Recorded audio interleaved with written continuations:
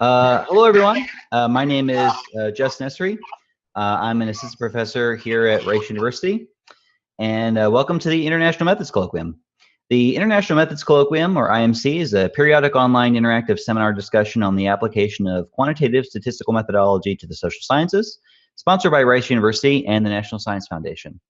This week, the IMC is hosting a roundtable discussion on polling and forecasting in the 2016 U.S. presidential elections. We're pleased to host three participants in today's panel. First, Natalie Jackson, who I don't know if everyone sees the same Brady Bunch thing I see, but she's in my lower right-hand corner. She's senior polling editor at the Huffington Post and co-author of the 2016 Huffington Post presidential election forecast. In the upper left-hand corner, Hans Noel, associate professor of political science at Georgetown University and co-author of The Party Decides Presidential Nominations Before and After Reform. And the only remaining person other than me, Robert Stein, Lena Goldman Fox Professor of Political Science at Rice University, co-director of the Texas 2016 Presidential Election Survey, and author of many articles on voting methodology and voting turnout. We originally had Alan Abramowitz of Emory University scheduled to appear today, but he had to cancel at the last minute, so we regret that he can't be here. Each member of the roundtable is going to take about 7 to 10 minutes to make a brief presentation, after which point we will take questions from the audience. You can ask a question using the Zoom Q&A button that appears at the bottom of the webinar window. And now I'd like to welcome everyone to the IMC. Welcome, everybody. Okay, so Hans, you want to go ahead and get started with your presentation first? Sure, yeah.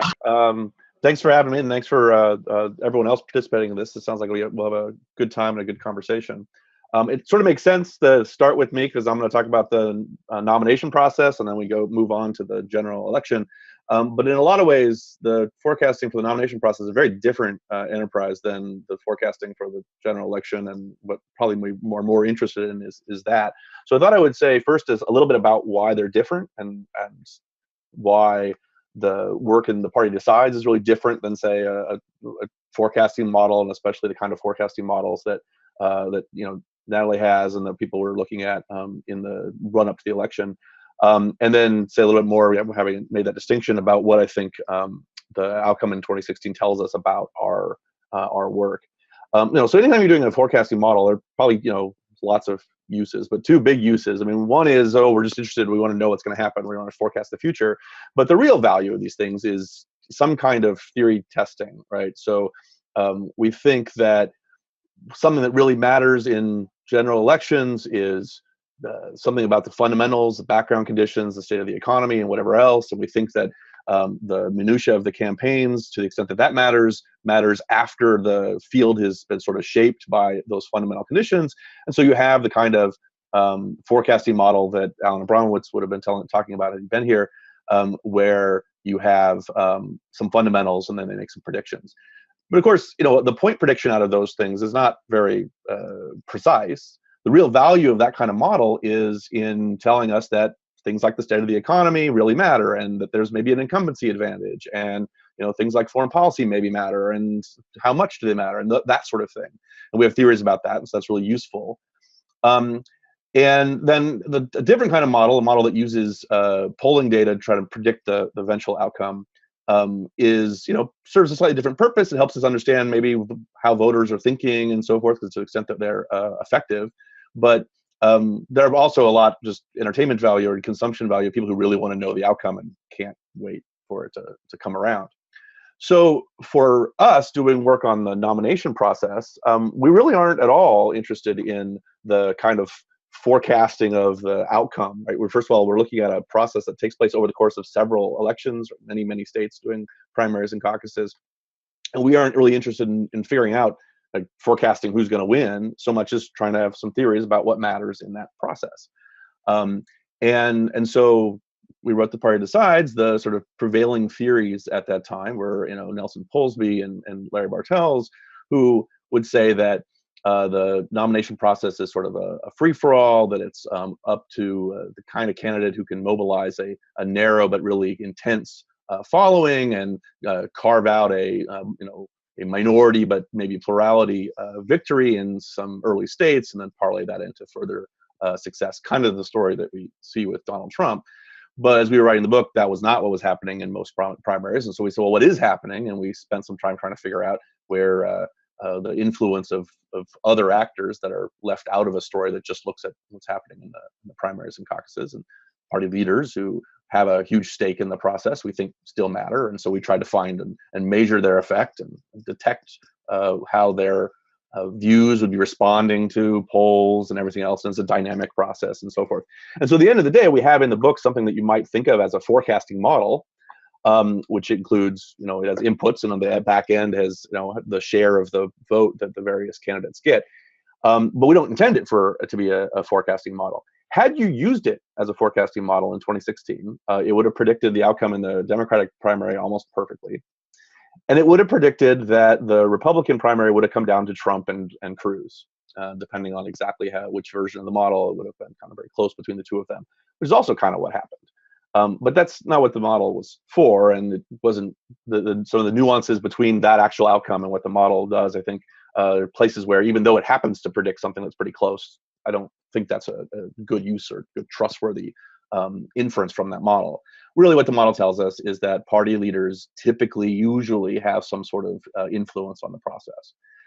And then the other thing that model and other models in the book help tell us something about is that party leaders don't seem to simply follow the polls or just follow who they think is doing well or who's likely to win. And of course, 2016 on the Republican side definitely backs that up. Party leaders did not suddenly switch over and flock to Trump, even though it looked like he was going to win. So that's consistent with that story. But it's not a story about forecasting. In fact, what was pretty good about forecasting was polls before the various caucuses and primaries. I mean, there's a lot of contests and a lot of polls in some states were pretty far off. But by and large, polling estimates before the primaries were not too bad at figuring out what was going to happen. And the reason that I and so many people didn't think that was going to be the ultimate outcome is so we didn't trust those polls. And so, in some ways, one of the lessons here is that while we have a good theory about what might be going on behind the scenes, if you're only interested in forecasting, then the closer to the empirical evidence and the less that's based on theory, the better off you're going to do. But I do think also that I'm ultimately interested in theory and not just in forecasting. And so we want to revise some of our understanding about how much control party leaders have and what it takes for them to unravel. I think the short version of 2016 is that when the party is internally divided, which it has increasingly been and was definitely in 2016, the Republican Party, then all bets are off on their ability to influence any outcomes. But we want to build a better, more nuanced answer than just that. And so my co-authors and I are actually working on a revised edition of The Party Decides, which, based on our pace producing these sorts of things, you can probably expect in 5 or 6 years. I'll wrap up with that because I really want to hear what everyone else has to say about general election forecasting. All right. Thanks, Hans. Natalie, do you want to transition to talking about the general? Sure. So I have a couple of slides, and I will go ahead and get that set up. Here we go. All right. So I wrote the statistical part of the Huffington Post poll-based election forecast. I'm sure most of you saw a lot of these media forecasts. They're very different from the kind of forecasts that a lot of political scientists do. Even though I am myself a political scientist, I just happen to be in the media world. But they're a different type, and we could quibble about whether these are really forecasts because they work on a rolling basis. They incorporate the latest polls and the latest information and produce the constantly changing estimates. Some change more than others. But it's more of a moment-by-moment prediction of what's going to happen based on polling data. And what Alan would have talked about if he was here is a fundamentals-based model that relies not on polling data, but makes one prediction farther in advance of the election. And so I think there are things that these media type of forecasts can learn from that, absolutely. And there are things that those kind of forecasts can learn from the media forecast that I'll talk about. However, the big story is that these poll-based forecasts did not work well, in case you missed the memo. So what I had done was I had developed a model basically from scratch. 2016 was my first attempt at modeling a presidential election based on polls. HuffPost did have a 2012 model. I did not have access to that, so we were building from scratch. And that's also a big difference from many of the political science models that have been around for decades. I obviously back tested, but the fact that you need polling data restricts your ability to back test. And 2016 seemed to just be different than a lot of other years. My model clearly did not work well. A lot of models forecast a lot of the political science models forecast the popular vote. And by that metric, any one of these media forecasts would have been good. But that's not what these do. These are all projections of the Electoral College based on, to varying degrees, the state and national polls. The image here is from the New York Times. They kept a page where they tracked all of the forecast models. You have their model, 538's model. Their 538 had 3 models actually, but they're showing the polls only. Mine, PredictWise, which is based on betting markets. The Princeton Electoral Consortium, which is Sam Wang's model, and the Daily Kos, which is Drew Linzer's model. Mine is kind of one of the outliers, hanging out there pretty high. That's because one of the assumptions that I didn't tamp down enough in retrospect was the idea that more data showing the same results in more certainty about the outcome. So one of the takeaways is, more polling data doesn't necessarily mean more certainty, which seems kind of obvious, but there's a reason they call them rookie mistakes. If you are a rookie, you sometimes will make rookie mistakes like that. So that's why the certainty level on mine flew up so high. However, all of the models were incorrect. Some were less incorrect than others, but the bottom line is everyone thought that Clinton would win. And the root of that is the state level polling. I think it's interesting that Hans pointed out that the primary polls were fairly good in indicating the winners. And I think that, nobody wanted to trust the primary polls at first, but then they were right about Trump. So then we wanted to think they were right about Trump not being able to win the election. And I think that actually added to some of the false sense of certainty that we had about the polling, that certainly I had about the polling. But looking at polling errors shows the underlying reasons for all of these forecast models failing. If you look at this graph, this charts the polling aggregate estimates versus the actual margin between the candidates in the election. And anything to the right of 0 is where Trump was underestimated. Anything where to the left of 0 was Clinton underestimated. And you can see how lopsided this is in the key states that were close, the battleground states. These are the aggregate estimates for New York Times, Real Clear Politics, who did not have a formal forecast model, but they always aggregate polls. So I included them in the chart. 538, HuffPost Pollster, and the Daily Kos. And you can see that all of us use slightly different methods to aggregate polls, but that doesn't matter. Everybody systematically underestimated Donald Trump. And when you look at all 50 states, it's even more stark. If you notice here, the errors kind of maxed out at 10 points at the most. If we look at all 50 states, the polling errors on average were pretty bad. Trump was underestimated by as much as 18 points in West Virginia.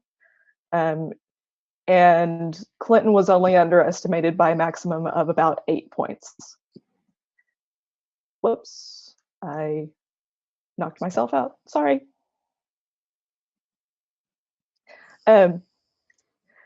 So, what we see here is that Trump was systematically underestimated by polls. No matter how you put the polls together, no matter which polls you include, Trump was systematically underestimated in more than 30 states. And Clinton was only underestimated in a few. And to me, this is indicative of a problem that's been haunting polling for a long time, which is that we tend to ignore errors in the correct direction. You'll notice that the biggest errors here are in states that the candidates won. Trump's biggest errors were in West Virginia, Tennessee, North Dakota, South Dakota. Clinton's biggest underestimates were in California, Hawaii, Massachusetts, and New York. And this is a pattern that I've seen that has bugged me in polling for a lot of years. And this ignoring errors that are just happening to be in the correct direction is harmful. And it feeds into what Nate Silver is still talking about with, the polling errors this year were actually kind of average. Well, at the national level, that's true. The national polls did pretty well. These state level errors are pretty bad. But the field has been getting lucky in that any errors, like in 2012, the polls underestimated Obama's win margin. But Obama still won, and the polls still said Obama was going to win. So that was not considered a big deal. This year, it did have a directional shift, and so we're actually paying attention. The forecast models were incorrect. And so I think one of the biggest problems for polling and media forecasting is to really pay attention to these errors that go in the right direction and use those to help improve. I mentioned that we can learn things from the political science models that are the fundamentals models, and I think we can. I will not personally write another forecast model that's completely dependent on polls, because we do know that other things matter. We do know that the fundamentals feed in. So, it's kind of disingenuous to ignore all of that and just say we're going to base this only on polls. What the political science forecasts miss that the media forecasts do is projecting by electoral college vote. Several of the political science forecasts were actually correct in indicating that Hillary Clinton would win the electoral college vote, but they didn't actually project the electoral college, so it's difficult to assess, exactly how that worked. So I'm going to stop there and pass the baton on, and I look forward to any questions. Okay, thanks, Natalie. Bob, you want to go ahead and start? Yeah, I'm going to put my screen on just a little bit. The timing here is perfect, because what Natalie talked about is exactly what I was hoping someone would talk about this, and Natalie did. In fact, I think her fourth slide, I'd almost want to put it back up again, and I won't. I want to ask her to.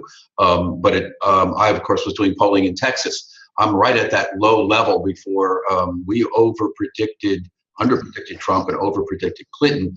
But let me start from the beginning.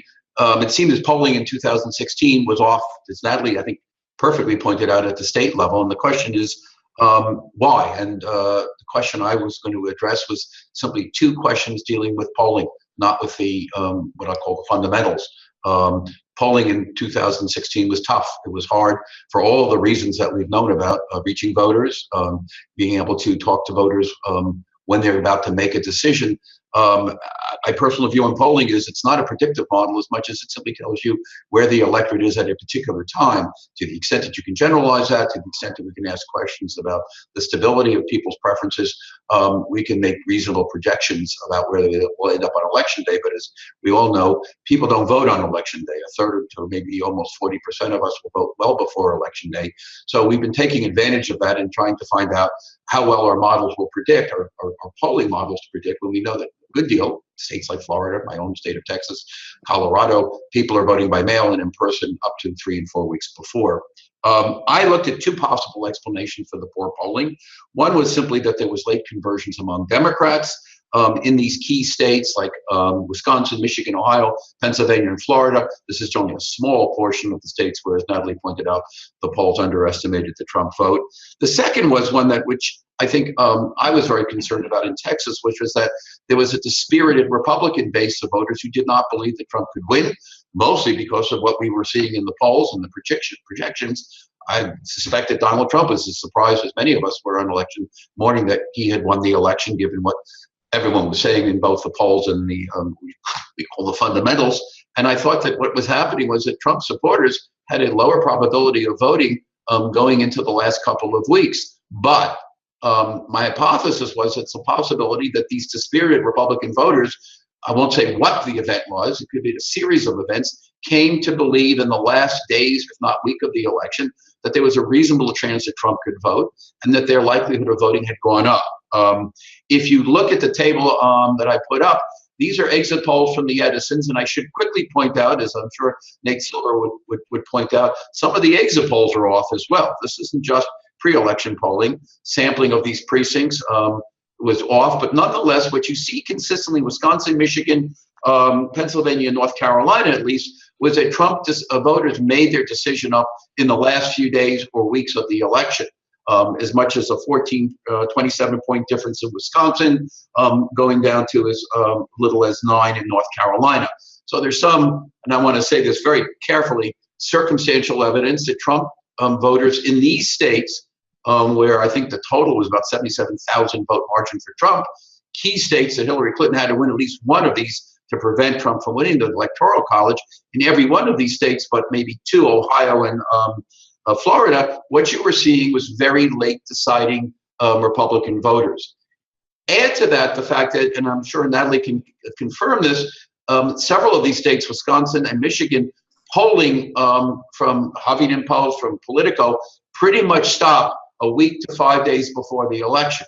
My hypothesis would be that if you have late deciding voters, you may not have caught that. And as we all know, when you're polling close to the election, at least I and my colleagues, and I think this is a wide practice, want to be certain that they're talking to likely voters. So your screen, your model, your annotated voting history will only focus on people who are very, if not certain, to vote. And so I think these two things, it was sort of an irony here, as pollsters tried to get only the men and women who were likely or certain or had already voted, they were screening out these late deciders. That is to say, we know from the social science and political science literature that people who are undecided about voting a week or day before the election have a higher probability of simply not voting, particularly for what I call the marquee race, the presidential. So I don't have another slide for this, but I will go through something I did in Texas. We interviewed 1,000 voters in Texas. We only interviewed registered voters. We screened on very likely or certain. Our poll was done the 7th of October to the 15th, and 1,000 voters told us that Hillary Clinton trailed Donald Trump by 4 percentage points. That would have been one of the, if that held up, it would have been the closest election since 1976 when Jimmy Carter won the state. Of course, Hillary Clinton lost the state. The margin was 9 points. So the question is, and that 5-point difference is not a statistically significant one, but nonetheless, when I saw that, people from the Huffington Post, where I think our poll was listed, and others asked me, you know, do you really think she's going to win in Texas or have a chance? And I said, I can only go by what my poll says. There were 3 or 4 other polls using different platforms and modes, web-based and IVRs, interactive voice recorded, all were showing the same range of numbers. I don't think anybody got a double-digit lead for Trump in any of the non-proprietary polls. And I even have 2 students who were working for the Trump campaign, and they said that they thought our poll was pretty good and wanted to see more results, posted.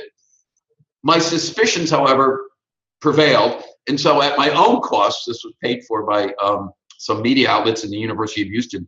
I took all the Trump supporters and I re-interviewed them between October 28th and the 1st of November. This was an interactive voice recorded phone call. So different modes.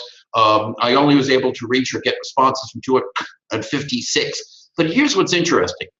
The 256 I could speak to, of the 332 that were voting for Trump, 49% reported in mid-October they thought Trump would win, or 51% thought somebody else was going to win the presidential election. 21% of those thought Hillary Clinton, didn't know or picked a third candidate. Here's what's even more interesting. Only 77% of the people who did not believe that Trump was going to win, Republicans, said they were certain to vote. The remainder were just certain, very likely, excuse me. In the October 28th to November 1st survey, that number of people who thought that Trump was going to win, same people I interviewed, a portion of them, went up to 60% from 49. And I re-asked the question, have you voted, or how likely, very likely, or certain? And the number went from 77% to 89% certain to vote. I'll admit, all of this is circumstantial, but the evidence is beginning to suggest to me, and I was going to look at some of the other exit polls, that at least the polling in these states where Trump vastly overperformed may have been simply late deciding voters. Often those are the kinds of voters who get screened out of our polls because we want to only look at certain voters or people who've already cast their ballots. In Texas, where the margin of error here was probably around 3 to 5 points, I still see that phenomena. I have since annotated all of the Texas voters that I interviewed, and their self-reported likelihood or reporting of having voted early, 64% of our voters in Texas vote before Election Day, matches up exactly to the annotated voter history. So there isn't an over or under reporting of both either intention to vote or of whether or not they voted for Trump or Hillary Clinton or other candidates. I'm inclined to think that our biggest problem here, and the solution I'll talk about in a second, may simply be that best practices in polling before an election are to, as you get closer to Election Day, try to find those people who are very likely. But in races which are close, and I would simply say the popular vote and even the electoral vote was reasonably close. I don't know if close is something that we have to do in a statistical sense, but close enough, then we may want to be doing what? Opening up our screens and letting in what we might normally not let into our surveys because these are late deciders. The solution possibly to this problem is one that we've been using in states like Texas, which have early voting, and that is doing actual polling of real voters. As we know, anybody that votes in person, by mail, or in person before Election Day, that information is publicly available to us. And we can then go back and take those voters and interview them. And I'm of the opinion that we should take advantage of this in-person early voting. And of course, in the 3 states that have mail-in voting, Colorado, Washington, and Oregon, we might want to start doing our polling well before Election Day, but of course, within that period of time of early voting. Then we might be doing what I would call sort of loosely a bootstrap sampling procedure in which we keep on updating, sort of looking at where the vote's been cast and seeing how that Election Day vote might break out. In my state of Texas, in Colorado and in Washington and Oregon, I would say 68 to 70% of the votes cast a week before Election Day. Shouldn't be a struggle to do even live telephone, if not web-based and interactive. Thank you for the opportunity.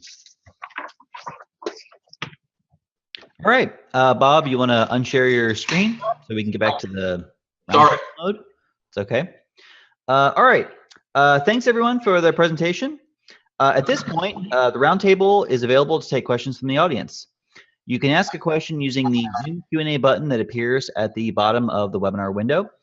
And I'll get us started here. So Hans, you were interested in forecasting the primary, and or not forecasting primary, but rather explaining how the primary process works. And I have to admit, I'm going to admit my own ignorance. I've not read your book, but it's called The Party Decides. And I can't think of a person the party would have liked less, or people the party would have liked less than Ted Cruz and Donald Trump. So how did they end up being the two that your model would say sort of would come out of the process? Well, so certainly that's true for Trump, right? That he is sort of clearly someone that the party would not have chosen, and we would not say that they like. We have measures of who the party endorses. That's the main way that we try to detect what the party wants, and he had nothing. But one of the contributions, one of the moves that we make in the book that I think is important is that we need to think about what it means to say the party. And the party isn't just the members of the Republican caucus in the Senate. It's the party broadly, and the Republican Party has been changing a lot over the course of the last 4 to 8 years. And actually, among endorsements that we count, Cruz actually comes out in the lead. Not an overwhelming lead, right? So typically we have like one person is just a huge spike for George W. Bush and for Romney and for the typical Clinton has a huge spike.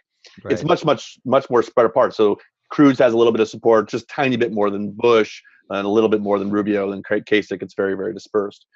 If you break it down by where they're from, are they from Washington, D.C., or are they from the rest of the country? Cruz does really, really well among people from the rest of the country, and Bush does really well from the people in Washington. So I think what you have is a divided party on that front. And so the fact that Cruz does okay is actually kind of a good fit for our story. If Cruz had won, we probably would say, oh, well, it was kind of diverse, but at least he was the endorsement leader, and people would probably give us more credit than we would deserve if that were the case, because usually the party unites behind a particular person. And I think that's also the story for how Trump wins, because they were so divided, which is not usually the case. There's only a handful of cases where there's much of a division at all since we started collecting this, and none that was anywhere close to as divided as 2016 was. Because there was that divide, that opened up the gap, right? Their power is not in being able to dictate how things work. Their power is enabled to sort of shape perceptions and shape the agenda a little bit, and they have to work together to do that. So when they're divided, they don't accomplish anything at all. And that, I think, is at least a large part. It's not the only explanation, but a large part of the explanation for Trump's doing what not at all our theory would suggest should happen. Mm-hmm. Okay, so we have some answers or questions rather from the audience. So I'm going to start giving the questions from the audience. So George Elliott Morris asks, so I'm going to rephrase the question slightly. Based on what we've learned about polling and forecasting in this election, how are the models for the next election cycle going to be different? How do you think that 2020's sort of analysis is going to look different from this election? And Natalie, I know you already spoke about this a little bit, so maybe you could talk about this. Sure. So a couple of different angles on this one. Obviously, I can only speak to what I myself am considering. And I think one of the things that is certainly on my mind and should be on every media person's mind who's thinking about delving into this is, what should we do? Should we produce these kind of models? Is it an enterprise that we should continue doing? And if the answer is yes, then what do we learn? How do we move forward? There are lots of different avenues that I'm personally looking into. I mentioned that, I won't rely on polls alone again. That seems, there's polling error. We just need to incorporate other things that we know matter. There's also a lot of work being done on social media, how to incorporate social media. Certainly that's not a substitute for polls. It needs to be an enhancement, because it's obviously flawed data in that it's a very specific set of users, and not even a remotely representative sample. So there are lots of factors. I think anyone who says they know exactly what they do for the next election is maybe a little overconfident, or still kind of working on figuring things out, because I think we have a lot to chew on. And one of the big questions for me is, do we continue to do this? What is the public good that comes out of producing this type of forecast? And we need an answer to that before we design the models. Bob, what do you think? Well, I did suggest one remedy, which is to start looking at how we cast our ballots, when we cast our ballots, and fashion our surveying around that. We all know Warren Matowski's not with us anymore, but I started doing polling with him in 1992. It tells you how old I'm getting, or my hair doesn't tell you that.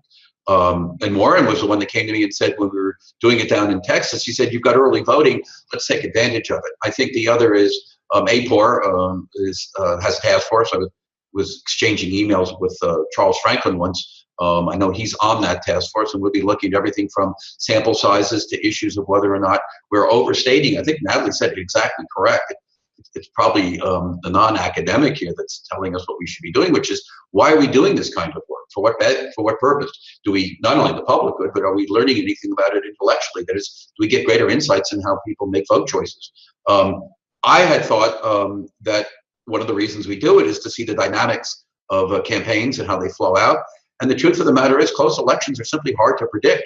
My other area of research is on voting systems and voting sciences, and I'll tell you, we don't count ballots very well either. Notwithstanding the president's comments about things, we often get counting off. So I'm not altogether surprised that polling is off. I think the question that Natalie raised is a very good one. Why are we doing this? And I know why I'm doing it, which is to get a better understanding of the dynamics of campaigns and how voters make choices. And if voters are making choices weeks and sometimes, almost a month in Ohio before we're polling them, then I think we should pay attention to the people that actually vote, as opposed to the people who might vote, and get closer to a prediction of actual cast ballots rather than intentions. There's a question that's related to something that Bob just said, and since it came up, I'm going to ask this now. And Bob, why don't you speak to this? So an anonymous reviewer said, or I'm not reviewer, obviously I've been in academia too long. An anonymous viewer asked, can models designed to forecast the results of the general election be used to refine our theories of what matters when it comes to predicting vote choice? Bob, what do you think about that? Well, I mean, I think Hans and Natalie really are the two contributions here, and it's a shame Alan's not here. The basics, the fundamentals. Erickson and Malaysian have done very well with this, and did a little bit better, not much. I think Natalie's correct on this. But the real question is, I think what Natalie concluded, which is you can't look at either or, you have to blend them together. And yes, I think we've long come to believe that retrospective economic voting, that what we call these fundamentals, partisan preferences, are at the heart of this. We saw in Texas a phenomenal, we're a straight ticket voting state. That means you can walk into a voting booth, and we've seen phenomenal ticket splitting. So I no longer believe that the fundamentals include the party. I think Hans said it very nicely. Depends on what you mean by the party. If you're talking about the party elites, are you talking about the party aborigines, or are you talking about people who have elite attitudinal? So I think our models of how people make vote choices is changing. And one of the things, I have a colleague at MIT, Charles Stewart, some of you all know. Charles is particularly interested in how institutional designs affect how campaigns change the way they try to persuade voters in states with early voting, mail-in voting, same-day registration. They're not just using these mechanisms to mobilize voters. They're actually going down and looking at them as part of the campaigns and trying to, how can I say, persuade voters differently, who vote by mail, who vote in person early, who vote on election day. So I think some of the research Gerber and Green have been doing on things like the social rewards of voting. I've talked to candidates who pay attention to this stuff. We all know people who have written in the social sciences. I do think we have to start looking at the way in which we explain behavior. I don't think it's a constant over time. Party ID, economic retrospective voting are two that I think have been greatly exaggerated, and particularly in the models that are used, the non-poll-based models. Hans and Natalie, do you think there's something we can learn about the substance of political science from the success or failure of sort of forecasting and polling efforts this time around? Hans, why don't you go first? I'm trying to organize this a little bit. Sure. I mean, yeah, but I'm going to turn the question around and say that maybe part of what we learn isn't so much about how people vote and so forth. We probably learned something about that. But I think the real lesson here is that one of the tools that we use, the survey, which we use for lots and lots of other things that have nothing to do with forecasting elections, has some problems, right? If one of the reasons why the surveys were wrong is that some people were not willing to tell us that they were going to vote for Trump, or some people were not willing to respond, or we've got huge response bias problems, or this response survey response is down, and we don't think that's just random. If that's the case, then we got a real problem that has nothing to do with forecasting elections, because we use surveys to try to understand people's attitudes and attitude change. So many research agendas have surveys built into them. And maybe with the nice thing about the forecasting project is that we do then get a validation right afterwards, right? We're trying to predict who's going to vote, and then we actually see who voted. We're trying to get a target that's maybe a little different than the target we sometimes care about, but it's a target we also do sometimes care about. And if we can try to figure out how to deal with the non-response bias and who's non-responding and try to get understanding of that, then that's going to be those are going to be lessons that will be useful for lots of other enterprises that move very, very far from the question of forecasting elections. And it's interesting because I know a lot of surveys are now internet based, basically because people don't answer their phone, they don't have a landline, and all these reasons.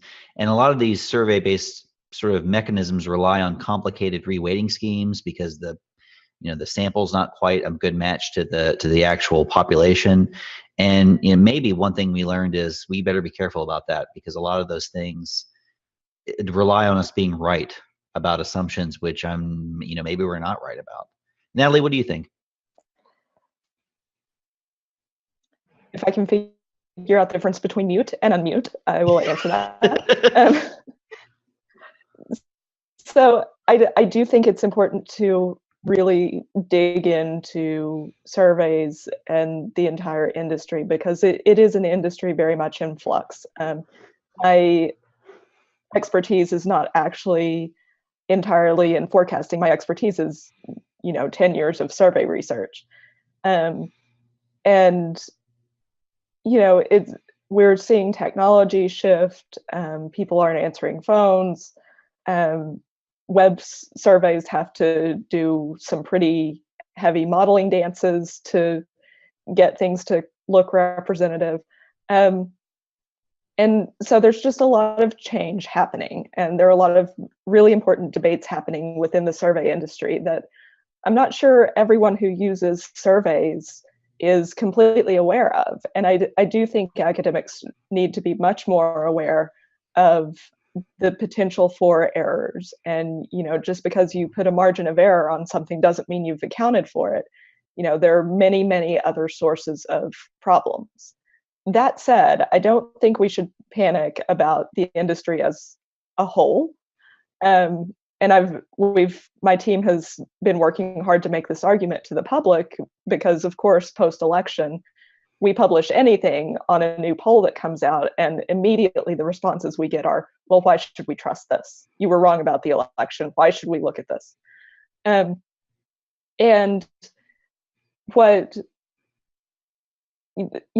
what my instincts are is what happened with the election deals in part with non-response issues. It does deal with, systematically missing some people who were voters.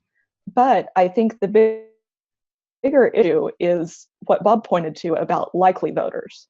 I think really the efforts to figure out who was going to vote and model likely voters or screen out not likely voters, I think that's where the bigger problems are, which means that surveys that you're, non-election surveys are not in as dire a situation as many of these state likely voter surveys were.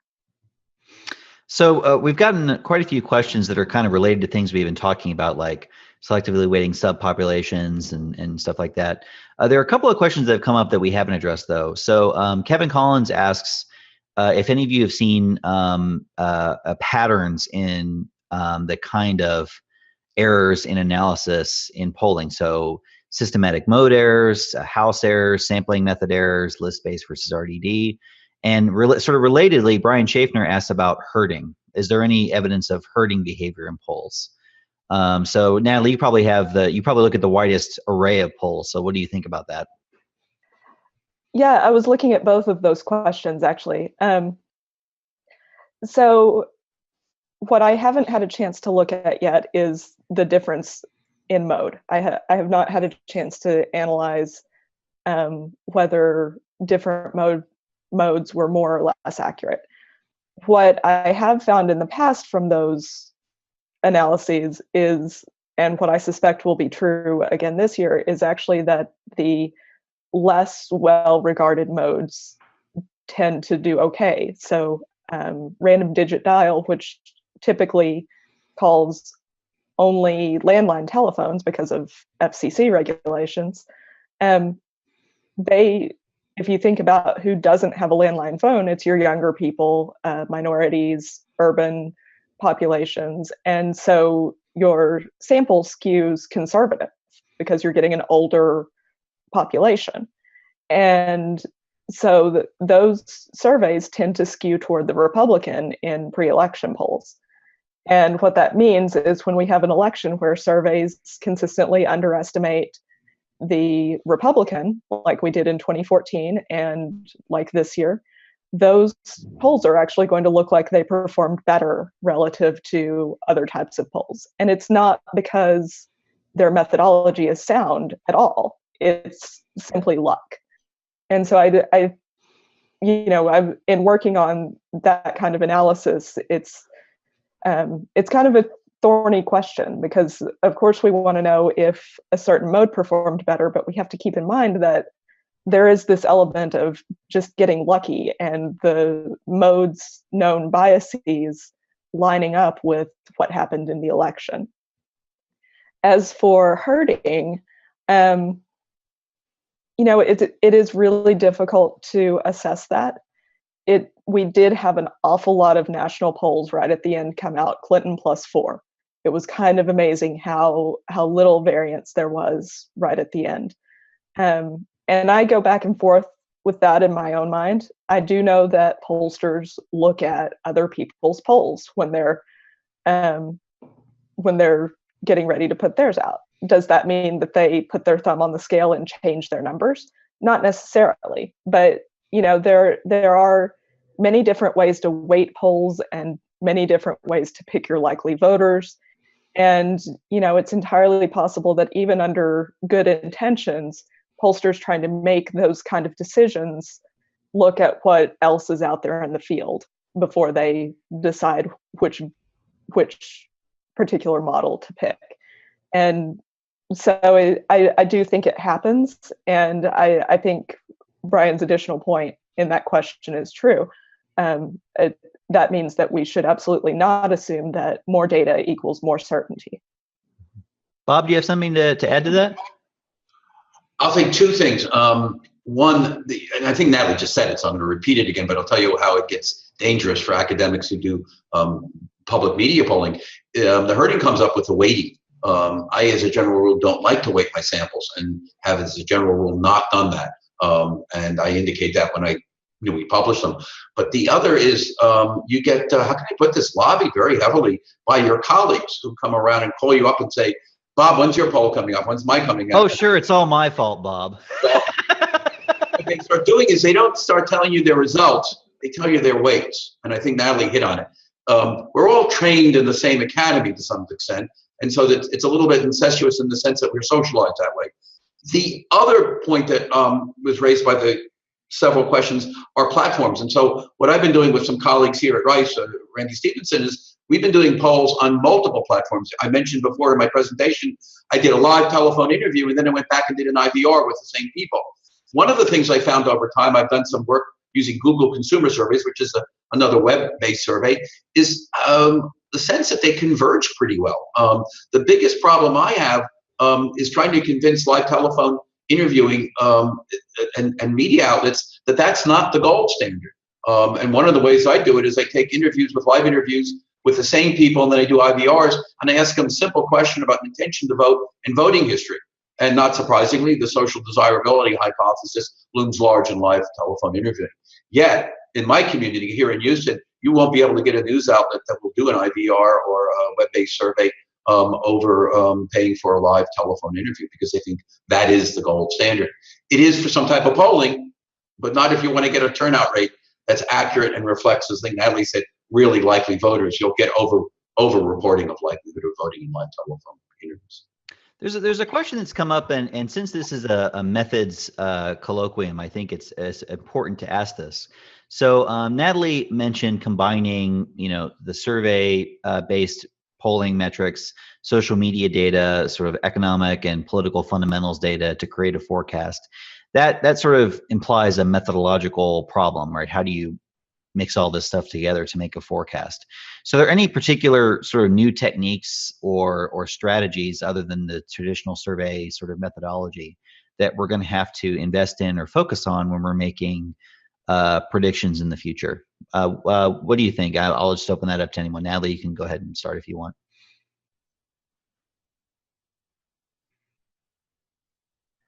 I keep having issues with the mute button. Sorry. I think this is a little bit where we need to look to our computer science colleagues, because a lot of these data blending techniques are things that they've worked with for a lot of years. And I think, as far as political science models go, I'm not sure there's anything that's necessarily appropriate at this point. This is going to require, blending all these different sources of data is going to require some experimentation and some work to see how it works, what the particular balances should be. And the problem with elections is, my model worked out really well for 2012. And it utterly failed for 2016. So, anything we find that works for one election or even several past elections may not necessarily hold for the next one.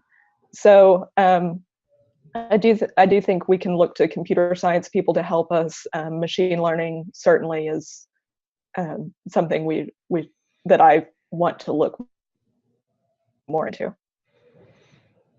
Hans, go ahead. Yeah, so I agree that I think the computer science and machine learning approaches might help find ways to integrate all that information. I want to sort of push the suggestion to go the completely opposite direction and suggest that what we might need when we think about these other sources of information is a little bit more attention to the theory that connects them together, and what is it that this other source of information is telling us. And then if you're less interested in actually forecasting and more interested in understanding how the various things that we observe are related to each other, then it's not so much trying to figure out how to get a bunch of inputs to give us a good forecast, but try to understand how these different things speak to one another. So for instance, say on Twitter data, right? We have a pretty good idea that Twitter is not representative of the rest of the country, and yet it does seem to predict some things. But the interesting question for me there is the collection of attitudes and views that are expressed on Twitter, like how do they relate to the underlying true public opinion, and is it different, and is it maybe steering public opinion, or is it not, and is it steering it for some people and not others, and all of that sort of thing. And so that's a whole different question. And if the reason that we care about that is because we ultimately are trying to also figure out how it all affects the outcome, that's great, because any kind of work is good, right? All work will help us to address these questions. But I think at the end of the day, we're not going to get good models that combine a bunch of inputs until we understand how those inputs relate to one another. This is kind of a related question from Alexander Agajanian. I am sorry, I probably screwed that up. But nevertheless, the question is interesting. What do you think? So some of the, maybe this isn't all methodological, right? This is kind of what Hans is getting at. Part of this is theoretical or even measurement based. I've heard a lot of people say, well, maybe there are shy Trump voters, right? They know that we, meaning polling people, don't like Trump or something, and they're ashamed to tell a pollster that I'm voting for Trump, and so they say they're not voting at all, or they're voting for Hillary, or they're voting for Bernie Sanders or something. Is there any evidence that sort of the actual inputs are deliberately kind of being biased? In other words, the respondents are not telling us what they really think? Because that's could be hard for, well, I mean, not impossible, but that's a different problem than sort of, well, the raw information needs to be combined with other sources of information. Have any of you guys seen evidence of that? Bob, have you seen any evidence of that? Well, I mean, we were asked that when we came out with our poll because it was surprisingly close or not to be expected. And people thought that exactly what you said, that either Trump supporters wouldn't tell us, they wouldn't talk to us, or they wouldn't tell us how they were voting, say undecided or refused, or that they would lie, if that's the right word. Remember, we only interviewed registered voters, so we had annotated voting histories. We did an ecological inference analysis because we had large enough samples in some of our precincts. I found that straight ticket voting, I mean, I could pick out a voter at a precinct that was a 99% straight ticket voting precinct. I didn't find any trouble. I found people who told me they were primary voters. They were primary voters, and I could figure out, did they vote for Cruz or Jeb Bush or Donald Trump? No, I find, and then when I did the IVR, I do a double check to ask these questions again. I can figure out who in the household I'm talking to, male, female, and age is what I asked for. The best work I've seen on this is, of course, the experimental work. I think lying in polling is probably over-exaggerated, with some exceptions dealing with questions that deal with very sensitive issues on race or ethnicity, sexual behavior, drug usage, stuff like that, CDC. But I try to, and again, I would not make it definitive, but I'm inclined to think something that Han said, which is, I think we have to rethink our theory of how people make vote choices. The notion that party ID is enduring and not changing, and the other one I think is very important here is how candidates use how candidates use election laws to manipulate persuasion. I think the research there, the experimental work, is highly predictive. It's of course not very externally valid, but it's worth, I think, looking at and exploiting. We have time for one more question, so I'm gonna ask this question before we conclude here. So Patrick Brandt asks, so there's two sources or different types of error here. One is error in the surveys, and then the other is forecast error. And they're of course related, but they're not the same thing, and they don't necessarily come from the same source. Has anyone actually done any work, either you guys or other people, done any work to try to sort out whether essentially this has to do with survey error or forecast error, or how they're related, or whether they're, in other words, why, do we have any grasp on why we're wrong in some of these cases? Oh, hold on, Bob. I got to unmute you. Go ahead, Bob. Thielman's new volume on modes of surveying has a whole chapter on sorting out polling and survey error. We call it the totality error, and actually addresses this issue. Unfortunately, I haven't been able to slug through the whole chapter, but I and my best to Patrick. But I've seen people talk about it, and Dillman has a chapter on this problem of using polling and making projections. Natalie, do you have anything to add to that? Yeah, I'm looking at this within my own model, because I think this is a very important piece. The bulk of what happened in my model was coming from the survey error. But that's not necessarily true of all models. And with a few different tweaks and changing a few parameters here and there, I could have shifted that onto the forecast error distribution. And so figuring out exactly how those two distributions are related and correlated with each other in any given model is an important piece. And I'm not sure. I'm not sure any of the models. Of course, some of the models you don't know what they are. They're very opaque, and we don't have code. But I'm not sure anyone has a great answer to that. And I think that is a very good point, and something that we need to be investigating further in doing this kind of model. All right, well, that's all the time we have for this week's International Methods Colloquium. We're going to be off next week. I'm going to be out of town. But on Friday, February 10th, we're scheduled to host Gina Yanatel Reinhardt of the University of Essex.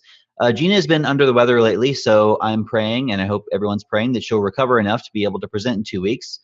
Stay tuned for future announcements about the schedule in case she has to cancel.